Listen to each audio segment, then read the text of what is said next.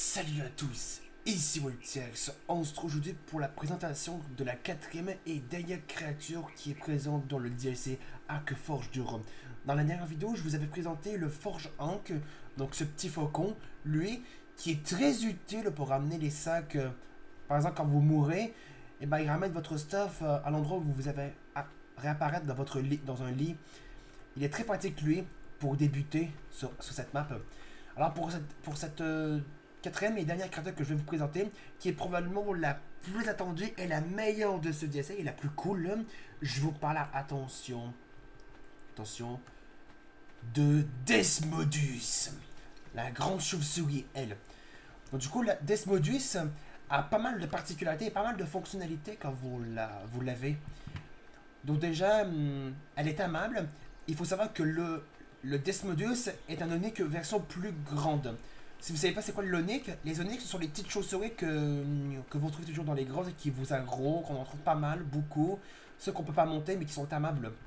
Ben elle, la Desmodus, est la première chauve-souris que vous pouvez monter. Pour la tamer, ben, elle se tape de manière passive, mais pas n'importe comment. D'abord, vous allez la trouver. Lorsque vous allez les trouver, eh ben, elles seront pendues dans les plafonds en haut. Genre comme ça. Mais attention, si vous approchez trop près des Desmodus, faites gaffe parce qu'elles sont très agressives. Et elles sont swingivores. C'est-à-dire elle mangera ou elle boit uniquement que du sang. C'est-à-dire que une fois que vous l'aurez trouvé, il conseille d'utiliser uniquement un Moschops pour les tamer. Vous devez utiliser un Moschops avec pas mal de vie et vous devez mettre des poches de sang dans son inventaire, enfin dans l'inventaire du Desmodus, enfin dans l'inventaire du Moschops, parce que lorsque vous commencez à tamer du Desmodus, ben son efficacité taming va commencer déjà uniquement à 50%.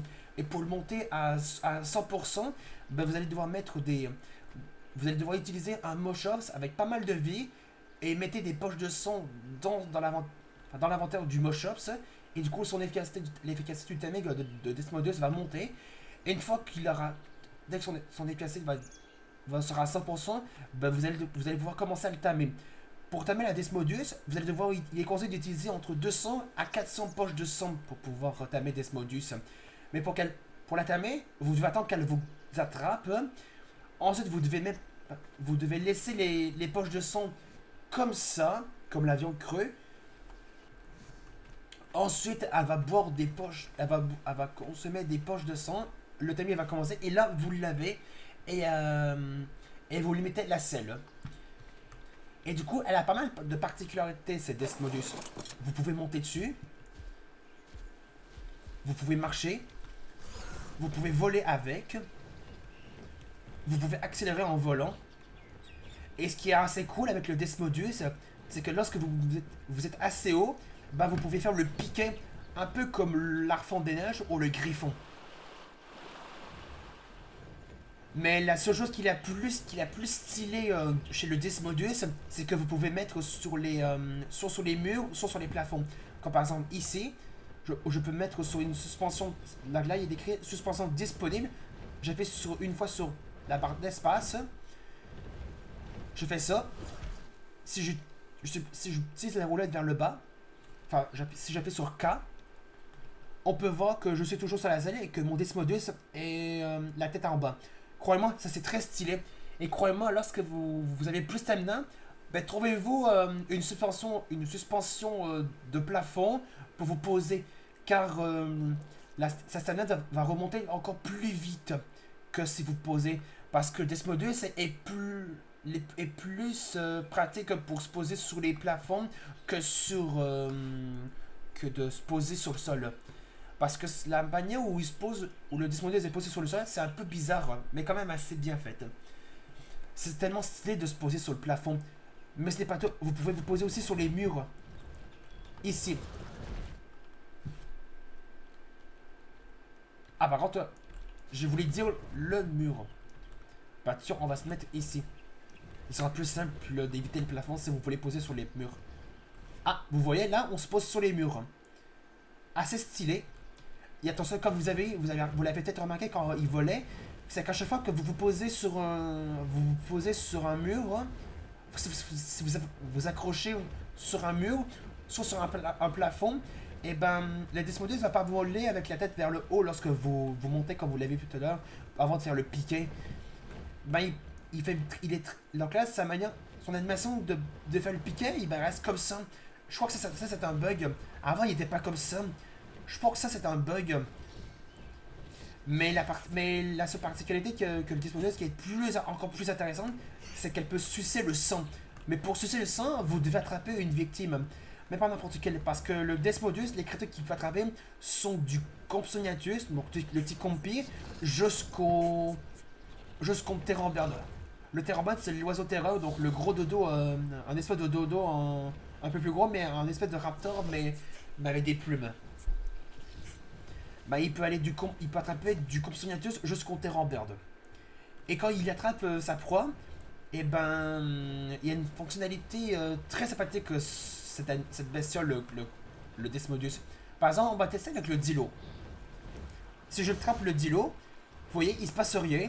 Mais si je maintiens R, vous voyez, il est marqué Turn on Lifesteal. Et ça va permettre de sucer le sang de sa victime. Je fais ça. Et si vous voyez, il y a une jauge avec une poche de sang à côté de la barre de tâches. Et ben c'est la barre de vie de votre victime lorsque vous sucez le sang. Et ben quand elle sera à 0, c'est-à-dire que votre victime n'aura plus de sang et elle sera morte. C'est pour ça que ça fonctionne. Je n'avais pas très bien compris lorsque j'ai testé cette fonctionnalité. Et à chaque fois que vous sucez le sang de votre victime, et bien vous allez récupérer des poches de sang. Comme celle-là. Pour arrêter la situation du sang de votre victime, vous mettez des R et vous turn off lifesteal. Comme ça. Là, vous ne sucez plus le sang de votre victime. Vous ne boirez plus le sang de votre victime. Mais quand vous l'avez dans les griffes, vous pouvez l'attaquer comme ça. Mais ce qui est intéressant, c'est que lorsque vous avez tué une victime en la dépassant avec votre Desmodus, vous allez récupérer de la viande avariée. Vous récupérez beaucoup plus de viande avariée que de viande crue. Et le Desmodus peut manger deux sortes de nourriture. Il peut manger les poches de sang, et que la nourriture qu'il mange particulièrement parce que sa faim monte encore plus vite lorsqu'il mange des poches de sang. Mais il peut manger aussi de la viande. Mais vous avez vu, quand il mange de la viande, sa faim monte beaucoup trop lentement. Du coup, il va consommer trop de viande. Donc du coup, vous pouvez lui donner de la viande une fois qu'il est tamé. Mais je vous conseille honnêtement de le mettre que des poches de sang pour monter sa faim très vite. Et je pense que ce qui est intéressant, c'est que vous l'avez vu, lorsqu'il suçait le sang du Dilo, je crois que ça peut monter la vie je crois que ça peut faire monter la vie de votre Desmodus. Comme par exemple, si je me prenais trop de dégâts, et je crois que sa vie va monter très vite. Attends, moi je testais contre les Chalicotherium, eux. Donc là, je les aggro. On va voir qu'elle me fasse pas mal de dégâts. Enfin, je me prends pas mal de dégâts pour savoir ce que je vous dis. Mais j'étais pas sûr, parce que si vous sucez le sang de votre victime, eh ben votre vie, la vie de votre Desmodus va pas monter plus vite. Normalement, ça doit être ça, je crois. Donc regardez la vie de mon Desmodus, comment elle va descendre. Là, ça va être assez. Là, on va trouver une victime pour pouvoir sucer son sang. Attention, on va en train d'en trouver une.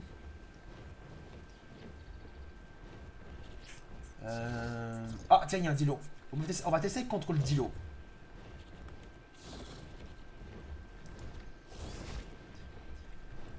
Je maintiens R. Turn off. Oh oh, j'ai cliqué sur clic gauche. Je me suis trompé de touche. Bon, en tout cas, je pense que vous l'avez peut-être compris. Mais ce n'est pas tout. Ce qui est dans l'inventaire, vous l'avez peut-être remarqué quand on avait mis les poches de sang. Et il y a l'item, il y a le truc, on a la caractère consommable. Et ben, lorsque vous mettez, vous devez avoir la selle équipée pour faire ça.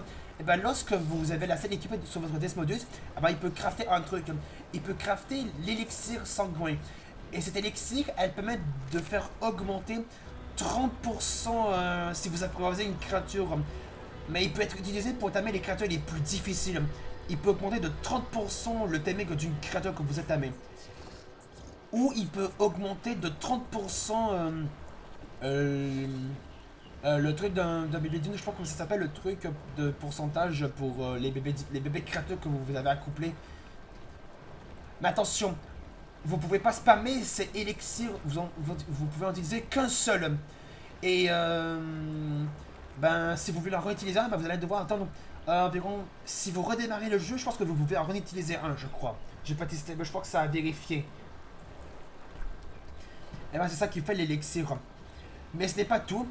C'est que lorsqu'il fait nuit, votre Desmodus peut se rendre invisible et il peut utiliser la vision nocturne. Genre, regardez.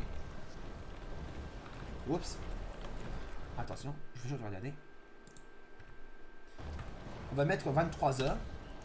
Là, il fait nuit. Pour utiliser la vision nocturne, vous devez utiliser. Vous maintenez R. Et vous avez activé la vision nocturne.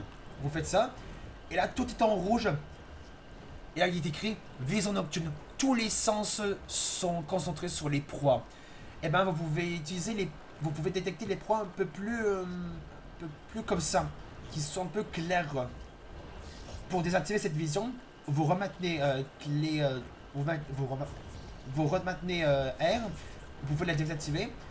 Mais si je maintiens clic droit, il peut se rendre invisible.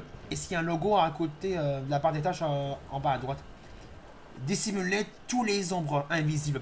C'est-à-dire que toutes les créatures qui sont agressées, qui risquent de vous attaquer, ne vous verront plus. Mais attention, quand vous êtes invisible, ça consomme de la stamina. Et la même chose lorsque vous utilisez la vision nocturne. Donc très important avec lorsque vous utilisez ces deux fonctions. Et ce n'est pas tout. Je vais juste retirer cette invisibilité. Le Desmodus a aussi une autre fonctionnalité, le cri de l'écolocation. Vous maintenez clic gauche, ça va charger. Et ça permet de détecter les ennemis, enfin les créatures autour de votre champ. Là, quand vous voyez, c'est un truc rouge qui apparaît. C'est-à-dire que là, vous avez détecté une créature. Eh ben, ça détecte plus facilement les créatures avec votre Desmodus. Mais attention, s'il fait jour, vous pouvez plus utiliser la vision nocturne ou l'invisibilité. C'est uniquement dans la nuit qui peut faire ça. Mais ce que vous pouvez faire ça aussi, c'est que si vous appuyez sur C, eh ben vous descendez. Et si vous appuyez sur X, vous montez. Et que si vous appuyez sur espace, vous allez vous poser soit sur le sol, ou soit sur les murs, ou soit sur les plafonds, si vous êtes à côté. Et donc là, je pense que je vous ai tout dit sur le Desmodus. Donc une créature que j'apprécie particulièrement, qui est vraiment très cool. Je trouve que c'est la créature la plus cool de ce DLC. Et une question, quelle est votre créature préférée et que celle que vous attendez le plus, que vous préférez le plus dans le DLC Arcforge 2? Pour moi, la créature que j'attendais le plus et que je préfère le plus de ce DLC Arcforge 2, c'est Desmodus. Je la trouve vraiment très stylée. Bon voilà, moi, mais dans le jour, je trouve Desmodus tellement stylé. Donc les amis, on va s'arrêter là pour la présentation de la dernière créature de ce DLC. On a présenté tous les 4 créatures de ce DLC. Si vous avez aimé cette découverte des 4 créatures de ce DLC, n'hésitez pas à laisser un pouce bleu, de mettre des commentaires sur cette vidéo et de vous abonner à ma chaîne. On se retrouve demain pour la suite du DLC Dominion Bionis. On se retrouve demain pour la suite du DLC Dominion Biocine sur Jurassic World Evolution 2. Salut!